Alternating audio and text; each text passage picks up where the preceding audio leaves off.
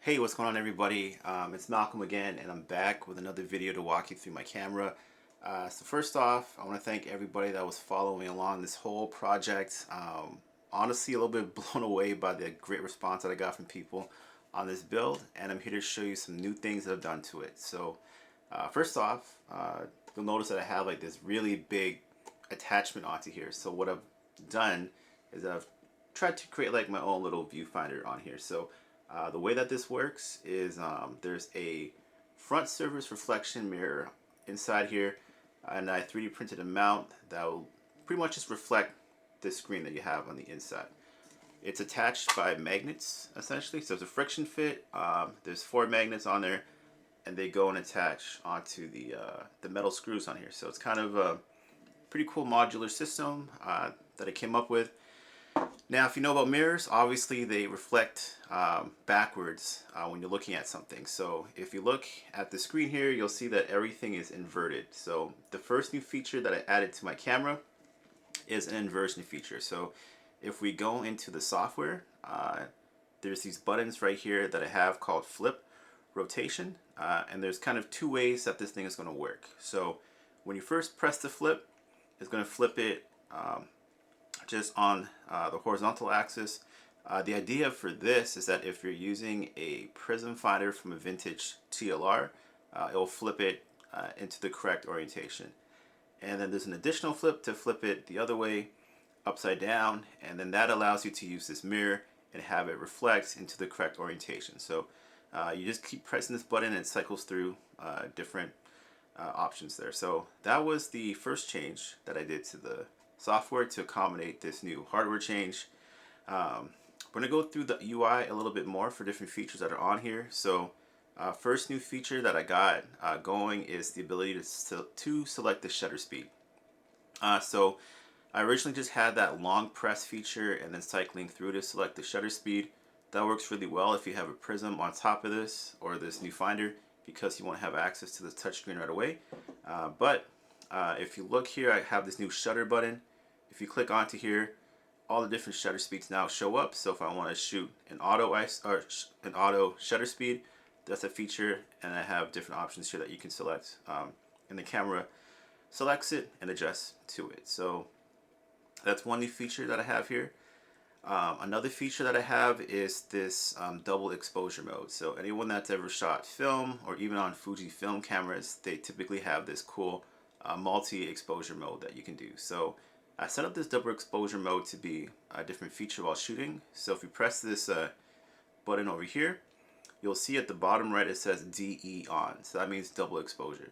And what that means is that if I point this over here and take a picture, it's going to capture the first frame.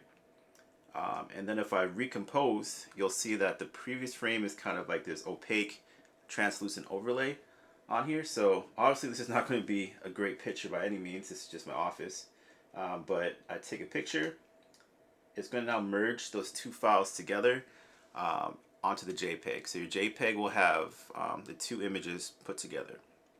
Now, next software update to touch on here, I want to turn this off, is now this shoots both raw DNG files and JPEG simultaneously. So that was a new feature that took me a while to figure out, but now you can shoot both JPEG and RAW at the same time. So when you have that double exposure mode, you're going to have both the JPEG and 2 individual RAW files that get generated from that new feature.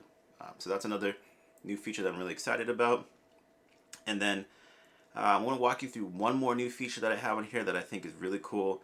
And I have kind of like this new rangefinder focus mode that I've never really seen implemented in software before. So you press this button, it disables the focus peaking, and now you see that I have this kind of gray opaque box in the middle. And if anyone's ever used like a Leica rangefinder before, you know that you try to line up that image in the center of the frame. So this is out of focus here. You see the boxes aren't lining up.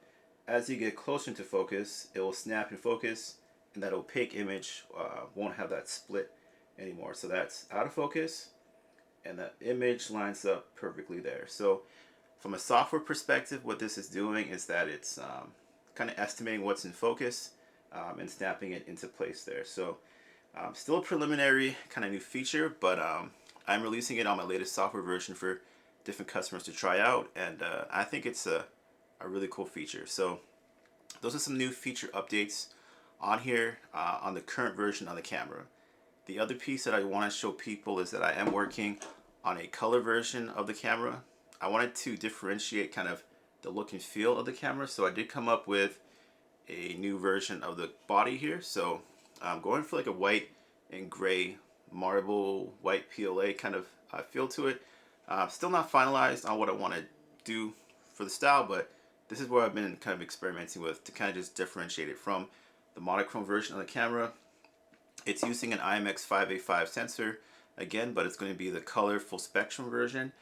And when I'm thinking about this camera, I want it to be a little bit different than a normal color camera. I'm essentially thinking about having all the different settings that you would have to change, you know, just color science on a camera at your disposal in live view on the camera interface. So rather than picking like a preset, or rather than finding a recipe or doing it after the fact on the JPEG, it's going to be, here's a UI for you to change everything in live view and then capture your image in JPEG with those settings applied or in RAW mode. So that is a work in progress. So that'll be coming out probably in a month or so.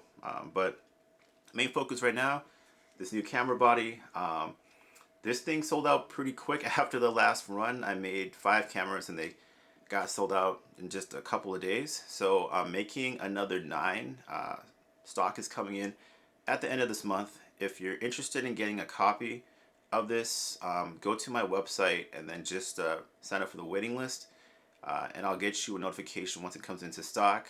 Or if you really want to reserve the inventory before anybody else, there is a pre-order option where you can make a minimal deposit, and then that's guaranteed that you get 1 out of the 9 cameras essentially. So this is really cool. I'm really excited about this project. I'm probably going to be releasing small batches every few months because it is a long lead time to get these monochrome sensors. And then I'm also going to be hosting another workshop in this near future. So if you're subscribed to my Substack and you want to get involved in the workshop, stay tuned on there and I'll keep you posted. So that was kind of just like a short and sweet video to keep you updated on the new things I got going on. Thanks again for the support, and I'll talk to you all later. Thank you.